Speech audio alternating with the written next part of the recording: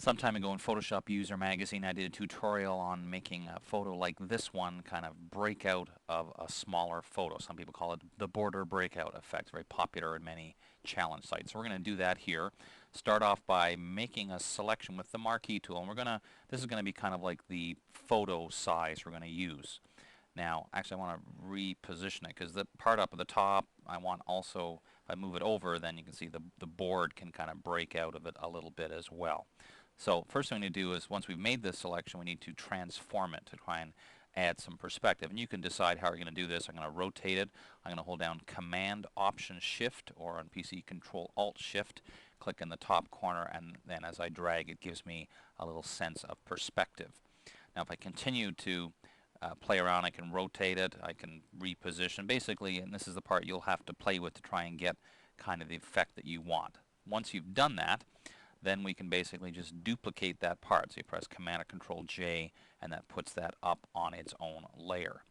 Now, ultimately we want parts of this to kind of jump out. So to save time, what I've done is made selections of this top area and the bottom part, so that you can see this is where the actual photo will be. That's the parts I need to just worry about, the parts that'll be over the edges. So to save time, I've made a selection already, so I'll press Command or Control and click on this to load this as a selection. Then I also have one for this part of the board. I'm going to hold down Command and Shift, or Control and Shift, and click to make that a selection.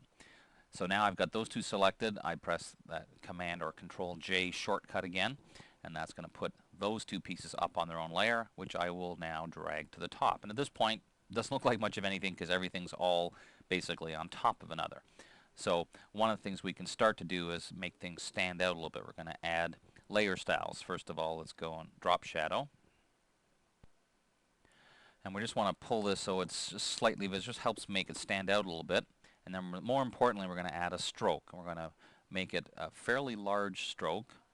We're going to change the position to inside and change the color to something like a pale kind of a yellow color. And you'll see why we do that in a moment. And of course, we're seeing a preview so we can make sure it looks the way we want. Alright, so now you can see the effect is basically see how the board and the young man are popping outside because of that layer information I copied on top. So that basically in a nutshell is the effect right there, but we're going to take it a little step further. One of the ways that you can try and make this effect look a little more interesting is add a new layer below and fill with white. And basically that's just going to make so we only see the snapshot and the person popping out of it.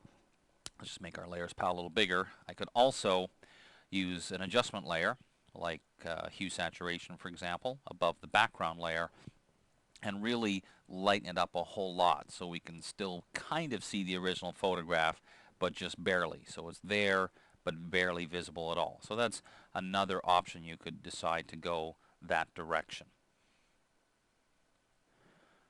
Now, to make it really stand out even more, we want to add a bit of a shadow. So I'm going to Command or Control click on our snapshot photo, make a new layer.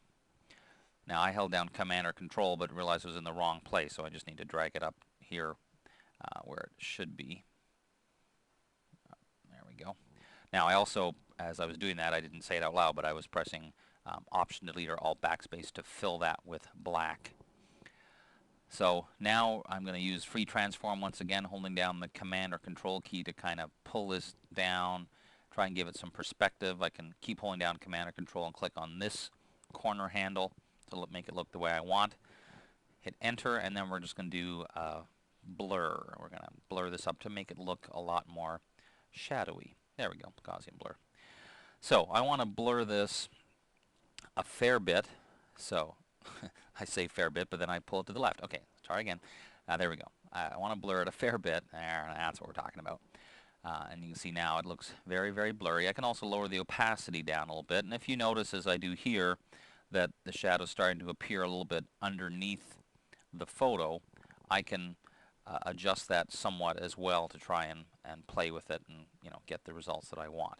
Now we could use that same shadow on the original. There's the one with the lightened background, or we can have it with the white background. You can see lots of different options, but a very cool way to adjust things just simply by having a photo that pops out of the background. Very simple to do, very cool. One of the cool things about a technique like that is you can adjust it any way you want, and you can even make yourself look like you're in an HP commercial if you really want. I'm Dave Cross. We'll see you next time.